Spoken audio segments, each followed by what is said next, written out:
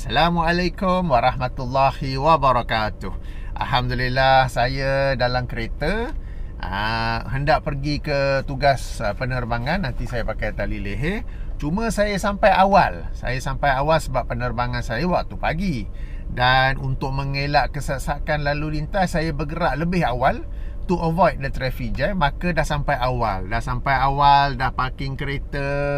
Ada masa lebih, apa nak buat, sembang-sembang sedikit lah. Jadi apa yang ingin saya sembangkan, apa yang ingin saya kongsikan ialah isu baru-baru ini tentang seorang muslimat, ada juga yang sebut bonda, tak apalah, yang menulis di Facebooknya meminta tolong daripada Rasulullah SAW, dan juga kelihatan seperti mengadu juga kepada Rasulullah SAW.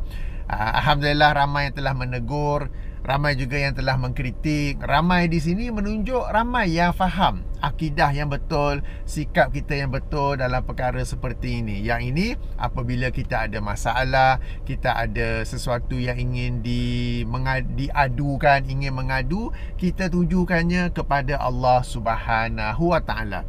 Contoh kita yang terbaik ialah Rasulullah sallallahu alaihi wasallam. Kita sama-sama maklum bagaimana dakwah baginda begitu banyak halangan, begitu banyak cabaran, dan kadang-kadang baginda pun rasa down, baginda pun rasa kecewa ataupun putus asa. Akan tetapi walau bagaimanapun, namun begitu, baginda sallallahu alaihi wasallam tidak berdoa, tidak mengadu kepada para nabi dan rasul sebelum baginda yang sudah pun meninggal dunia. Baginda tidak berdoa kepada Nabi Ibrahim AS misalnya. Baginda tidak mengadu kepada Nabi Nuh AS misalnya, ataupun Nabi Musa, Nabi Isa. Nabi Isa belum wafat lagi kan? Telah Allah angkat kepadanya. Maka kepada Nabi Isa pun Rasulullah SAW tidak mengadu atau berdoa kepadanya. Sebaliknya, Rasulullah SAW berdoa terus kepada Allah Subhanahu Wa Taala, mengadu kepada Allah Subhanahu Wa Taala. Dan selain itu, kalau kita rujuk kepada sirah baginda juga, kalau nak kata macam kita sharing ataupun meluahkan, kita ada beberapa contoh bagaimana baginda ada meluah kepada isterinya Khadijah radhiyallahu anha kan, apabila baginda mula-mula mendapat wahyu. Baginda terkejut, ketakutan, sudah tentulah kan. Dan baginda bercerita hal itu kepada Khadijah, dan Khadijah pun menenangkan beliau. Ini contohnya, okay? Ini maksud saya kepada orang hidup, bukannya kepada orang mati. Demikian juga kita ingat dalam perjanjian Hudaibiyah. Setelah berlakunya perjanjian itu, maka umat Islam akan balik ke Madinah. Mereka akan buat umrah pada tahun akan datang. Padahal semuanya telah bersaksi dan nak buat umrah tu kan. Jadi Rasulullah seperti mengadu ataupun cerita kepada isterinya Ummu Salamah, tengok mereka ni tak mau balik pun, tak mau bertahlul kan. Jadi Ummu Salamah radhiyallahu anha memberi cadangan, apa kata engkau dulu Rasulullah yang bertahlul, yang bercukur, dan kemudian mereka akan ikuti kamu. Maka Rasulullah pun melakukan demikian. Yang saya nak tunjuk di sini ialah kalau sesama orang hidup dibolehkan, okey, tetapi kepada orang mati Rasulullah SAW tidak melakukannya, baik kepada orang mati ataupun kepada yang ghaib. Kenapa yang ghaib? Sebab Nabi Isa AS tidak mati, tidak wafat. Beliau diangkat kepada Allah kan. Jadi kepada Nabi Isa pun Rasulullah SAW tidak berdoa, tidak mengadu. Kepada para nabi, para rasul yang sudah meninggal dunia, yang sudah wafat pun baginda tidak mengadu kepada mereka kan. Jadi inilah sikap kita, inilah akidah yang lurus, lagi bersih, lagi benar, bahawa ada masalah apa, kita berdoa kepada Allah, kita mengadu kepada Allah. Jika kita hendak minta pertolongan, okay, kita boleh nak minta pertolongan kan. Kita minta daripada yang hidup dan yang kita boleh berkomunikasi dengannya, bukan dengan yang gaib. Kalau nak berkomunikasi tak ada face to face, tak apa, kita boleh guna telefon, WhatsApp, apa sebagainya kan. Dan Alhamdulillah perkara ini difahami ramai. Dan ramai ustaz-ustaz yang mengajar, ustaz-ustazah yang mengajar akidah yang lurus dan bersih ini. Sayang sekali, di kalangan ustaz-ustazah ada segelintir ni yang saya tak faham kenapa mereka mesti nak membela amalan yang salah, asalkan mereka boleh kontradik dengan para ustaz ataupun akidah ibadah yang disebut sebagai ataupun yang disampaikan oleh para ustaz sunnah, para pecinta sunnah. Bagi mereka, asalkan they can do something opposite, itu dah okey dah. Jadi kita, macam kita para ustaz sunnah, para asatizah sunnah, kita mengajak kepada akidah yang lurus, kita mengajak kepada akidah yang bersih, kita mengajak kepada akidah yang diajar oleh Al-Quran dan As-Sunnah. Tapi mereka akan kontradik, mereka akan cuba buat opposite. Lalu mereka berkata apa yang dilakukan baik oleh muslimat ataupun bonda itu ataupun sesiapa lain, boleh saja minta daripada orang mati asalkan berkeyakinan Allah yang memakbulkan. Mereka berhujah sedemikian. Demikian juga dalam hal ibadah, kita mengajar orang beribadah mengikuti sunnah Rasulullah SAW, jauhkan bid'ah. Mereka ni jugalah, this very same person ni jugalah, bukan person, a few of them, this very same group jugalah yang akan cuba membela bahawa boleh buat bid'ah. Bahkan mereka ada seorang tu punya slogan apa? Membuat bid'ah hasanah adalah sunnah. Jadi bagi mereka, asalkan boleh kontradik dengan para asatizah sunnah, dengan sunnah Rasulullah SAW, itu objektif mereka. Kan? Jadi kalau kita analyse mereka ni, pelik betul. Macam mereka ni juga membela tarikat Naqsyabandiyah Al-Aliyah. Kita tahu dulu kan, walaupun tarikat itu bila kita kaji daripada tulisan mereka, daripada video mereka, sangat banyak akidah dan ibadah yang pelik. Tetapi disebabkan yang mengkritik tarikat Naqsyabandiyah Al-Aliyah ini, pimpinan Syekh Nazim itu ialah para asatizah sunnah, maka objektif mereka tadi saya kata apa? Nak kontradik kan? Lalu mereka pun kontradik, membela lah tarikat tersebut. Walau macam mana salah sekalipun, membela. Mereka akan membelanya, ya. Tadi samalah, the same group juga, bila timbulnya isu meminta tolong kepada Rasulullah SAW, maka mereka juga membela amalan tersebut dengan berkata itu bukan syirik, boleh asalkan berakidah bahawa Allah yang memakbulkan, Allah yang membantu. Dan perkara ini setelah pun saya jelaskan dalam beberapa video saya, tuan-tuan dan puan-puan boleh rujuk dalam saluran YouTube saya, ada satu playlist khas, tajuk dia Tawassul dan Istighosah. Okey, boleh rujuk di sana. Banyak dah saya jawab dalil-dalil, hujah-hujah mereka, hadis-hadis yang mereka kemukakan, riwayat-riwayat yang mereka kemukakan, strategi kotor mereka yang cuba menyamakan antara istighosah dengan tawassul, padahal istighosah tu minta tolong direct kepada makhluk. Okey, tawassul itu meminta kepada Allah melalui perantara sesuatu makhluk, seseorang makhluk kan. Jadi ada beza dekat situ. Jadi mereka yang ni sama juga hujah mereka, boleh meminta tolong asalkan berkeyakinan, berakidah bahawa Allah yang membantu. Kita jawab bahawa jika akidah orang itu betul, ia akan terbukti melalui lisan dan perbuatannya, sehingga lisan dan perbuatannya selari dengan akidahnya. Jika akidahnya ialah Allah yang akan membantu, lisannya akan membuktikannya dengan berdoa kepada Allah. Jika akidahnya berkeyakinan bahawa Allah yang membantu, jari jemarinya tidak akan menaik meminta tolong daripada Rasulullah sallallahu alaihi wasallam. Ini kita kata kontradik. Kononnya akidah tu berharap kepada Allah, meyakini bahawa Allah yang akan makbulkan, tetapi lisan ke perbuatan ke kontradik pula kan. Jadi itulah. Dan kemudian bila mereka berhujah sedemikian, maka sebagaimana yang telah orang lain komen, boleh sajalah kita minta tolong kepada apa-apa dan dengan beralasan bahawa Allah yang akan membantu. Dan salah seorang dalam grup itu juga, kita maklum, pernah kata boleh saja minta tolong kepada pokok asalkan berkeyakinan, berakidah Allah yang membantu. Jadi kita boleh nak pakai cross ke kan, pakai cross. Tu lambang salib Kristian tu. Tak, saya berakidah kepada Allah, bukan kepada Trinity. Sebagai contoh kan. Boleh minta tolong kepada ni saya buat rakaman guna DJI Pocket 2. Boleh saja minta tolong kepada ni kan. Apa kau minta tolong benda tu? Tak apa, yang akan memakbulkan ialah Allah kan. Jadi semua orang boleh buat apa-apa salah, bahkan bukan saja dalam hal akidah, boleh saja dalam hal fiqh. Boleh saja ada orang itu minum arak misalnya, bila ditegur, tak, ini perbuatan saja, hati aku tetap berpandangan bahawa perkara ini haram. Sebab sekarang ni dah boleh kan, akidah boleh lain, perbuatan lisan dan perbuatan boleh lain, asalkan akidah tu betul.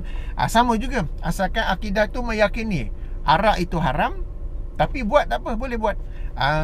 Kenapa kau ambil rasuah ni? Tak boleh rasuah. Tak, aku berakidah bahawa rasuah tu haram, tapi yang ni tak apa, perbuatan. Asal ia tak salah, asalkan kita berkeyakinan rasuah itu haram. Ini saya bagi contoh, jangan pergi buat pula. Maknanya bila mereka berhujah sedemikian, mereka membuka pintu kepada orang membuat macam-macam kesalahan, baik dari sudut akidah mahupun fiqh, mahupun hukum hakam. Lalu apabila dia tegur, tak, hati aku, keyakinan aku benda ni memang haram, tapi dari sudut perbuatan tak apa, kan? Boleh saja macam tadi, pakai salib ke, minta tolong daripada apa-apalah kan. Kemudian bila ditegur kata, tak, saya berkeyakinan Allah yang membantu, kan? Jadi dalam rangka mereka hendak membela amalan tu, dalam rangka mereka hendak kontradik dengan para asatizah sunnah yang mengajar, yang mengajak kepada akidah yang betul, mereka telah membuka ruang kepada pelbagai kesalahan yang lain. Jadi orang akan buat pelbagai kesalahan, LGBTQ apa semua tu, bila ditegur, tak, saya tetap berkeyakinan bahawa, kan, semua orang boleh buat kesalahan. Bila ditegur, kita kata salah, jangan buat. Tak, saya tetap berkeyakinan bahawa yang betul ialah syariat Islam. Kan? Kemudiannya, dari sudut lain pula, okeylah, mereka beralasan bahawa boleh saja muslimat itu, bonda itu meminta tolong daripada Rasulullah, asalkan berkeyakinan bahawa Allah yang memakbulkan. Jadi itu bukan syirik, kata mereka. Baik, kita berhujah balik. Apabila bonda itu, muslimat itu, ataupun sesiapa lain berdoa kepada Rasulullah ataupun kepada mana-mana makhluk lain, bila mereka berdoa, tindakan mereka berdoa itu sendiri menunjukkan sebahagian daripada keyakinan mereka, walaupun bukan besar, mungkin 10%, mungkin 20%, sebahagian daripada diri mereka itu memiliki keyakinan bahawa doa mereka itu akan lebih power, lebih mujarab, lebih dimakbulkan apabila ditujukan kepada Rasulullah SAW ataupun mana-mana wali ke tok syekh ke. Sebab kalau tak ada apa-apa kelebihan, tak ada apa-apa kemungkinan lebih tinggi untuk dimakbulkan, apa guna mereka berdoa kepada makhluk? Apa guna mereka berdoa kepada Rasulullah ataupun tok wali ataupun syekh ataupun tok guru?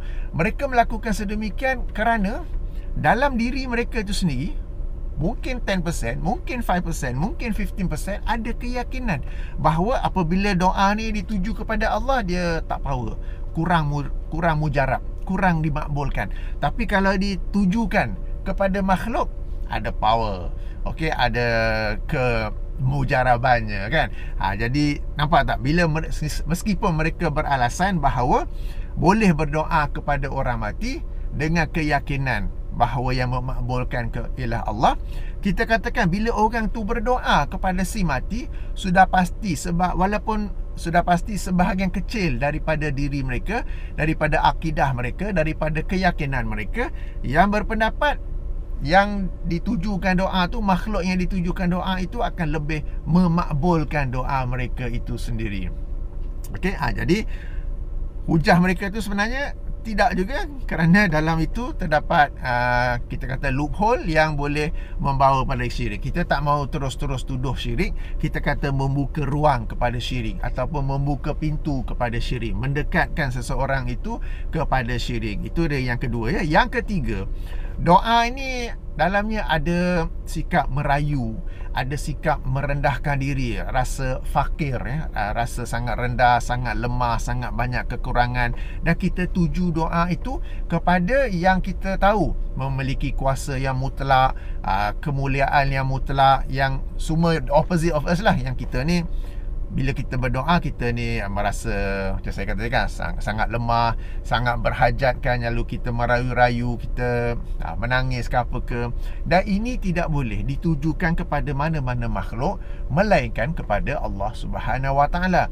Jadi kalau seseorang itu faham konsep berdoa, cara berdoa, mereka akan tahu ini tak boleh ditujukan kepada makhluk. Kepada makhluk yang hidup sekalipun kita boleh minta tolong. Minta tolong sikit boleh tak, aku tak tahu kan. Tapi kita jangan merayu-rayu. Kita jangan merasa diri kita begitu fakir, begitu helpless, dan mereka itu sahaja yang boleh membantu. Kepada yang hidup pun tak boleh juga.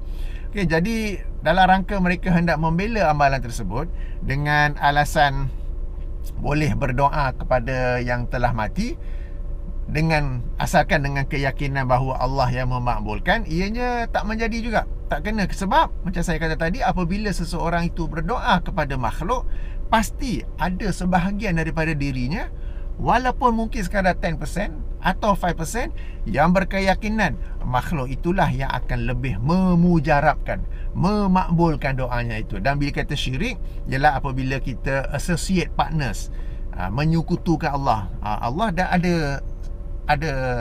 associate partners. Macam mana sebut bahasa Melayu? Okay, boleh faham lah ya. Dan yang keduanya ialah apabila seseorang itu merendahkan diri, merasakan dirinya begitu fakir, begitu helpless, merayu-rayu kepada makhluk, maka di situ juga ada kesalahannya. Jadi alhamdulillah, macam saya kata, ramai yang telah menegur, dan bagus. Macam kita kata, akidah orang awam ni lagi bagus. Okey, bersih, lurus, dan ini adalah hasil usaha banyak ustaz-ustaz. Walaupun saya ni ada buat video yang react, kritik pada ustaz-ustaz, tapi kalau tuan-tuan dan puan-puan, para penonton yang dirahmati Allah sekalian, perasan yang saya buat react tu kepada beberapa saja. Okey, bila saya react kepada beberapa saja, yang kita bilang tak sampai 10, bukanlah bererti yang ramai lagi para asatizah, ustaz, ustazah tu semua salah. Tak juga. Mereka inilah yang telah mengajar akidah yang betul, akidah yang lurus ya. Maka moga-moga Allah SWT memelihara kita daripada sekumpulan ini ni yang suka mengajak kepada akidah yang salah, suka mengajak kepada ibadah yang bid'ah, dan pelbagai lagi ya. Okey, saya rasa cukuplah perkongsian saya, sembang-sembang saya di kesempatan ini. Saya rasa ini video pertama saya buat dalam kereta. Mungkin lain kali boleh buat lagi kot. Okey. Baik, saya rasa itu saja yang ingin saya kongsikan, ingin saya sembangkan. Moga-moga Allah SWT memelihara kita dengan akidah yang betul, dengan ibadah yang betul, dengan Islam yang betul, dan Allah memelihara kita juga daripada segelintir orang-orang yang berpakaian agama tetapi mengajak kepada sesuatu yang bertentangan ataupun menyelisihi agama yang mulia lagi suci, bersih ini ya, yang ini agama Islam. Baiklah, subhanakallahumma wa bihamdika asyhadu an la ilaha illa anta astaghfiruka wa atubu ilaika. Assalamualaikum warahmatullahi wabarakatuh.